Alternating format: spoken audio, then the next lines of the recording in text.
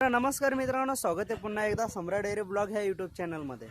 तर माझा भाऊ जितूवाला शिवा देवरे ओळखतात तुम्ही, आणि बाजूला दिनेश, तो पण मावशीचाच मुलगा आहे। तर मित्रांनो, हे दोघं भाऊ कायम मालेगाव डेली रस्त्यावर चालत राहतात आणि इथले खतरनाक आहेत की गावातून निघाले म्हणजे त्यांचा सगळा रस्ता त्यांचाच होऊन जातो। त्याच्यामुळे आज त्यांना पोलिसांनी अडवलं आणि आज 31 दिवस म्हणजे 31 डिसेंबर त्यांना सांगितलं पण गेलं की तुम्ही गाडी हळू चालवत जा, कारण की गाडीचा खूप तुमचा स्पीड असतो, खूप जोरात जाता।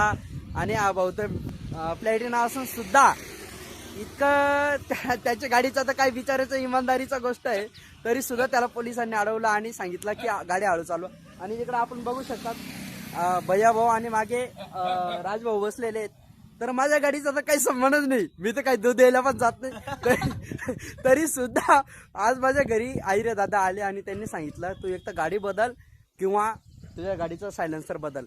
गल्लीमधून गाडी जाते तर रात्री माझं तर काम माहिती आहे तुम्हाला, मी रात्री कधी पण येतो 11ला 12ला 1ला 2ला 3ला, कारण की माझं सिंगिंगचं काम आहे। बँडवरती बँडची गाडी ऑलरेडी किती वाजता बंद होते, 12-1 वाजता बंद होते आणि कदाचित सिटीमध्ये असलं तर 10 10:30 11ला बंद होते। त्याच्यामुळे मला उशीर होतो आणि गल्ली केलं ते त्यांनाच माहिती, मी बोलू शकत नाही।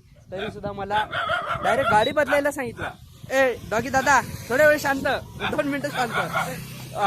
तर ए भाऊ शांत यार 2 मिनिटं। तर मला सुद्धा ते सायलेन्सर बदलायला लावलं, तर तरी सुद्धा मी लवकरात लवकर सायलेन्सर बदलण्याचा प्रयत्न करेन।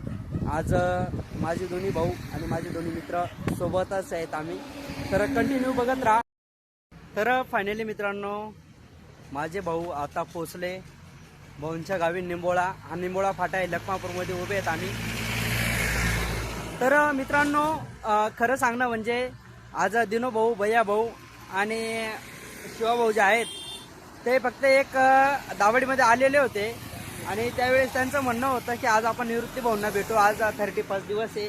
आम्ही आज दिनो भाऊ असतील, भैया भाऊ असतील, शिवा भाऊ असेल, राज असेल, यांना बाकीच्या काही गोष्टींचा तर काही विषय नाही, आम्हाला फक्त खायचं माहिती आहे। मग ते झिंगे असो, बोंबील असो, चिकन असो, मटन असो।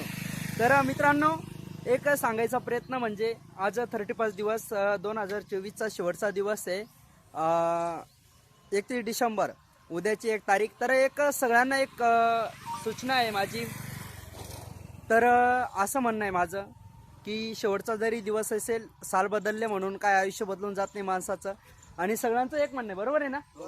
हां, तर सगळ्यांनी एक काम करायचं आहे की कोणीही असो, आपलं जे पिण्याचं व्यसन आहे काहीतरी असो, प्रत्येकाचं एक जीवन असतं, आयुष्य म्हणजे साल बदल म्हणजे आयुष्य बदलत नाही, पहिले पण एकदा सांगितलं।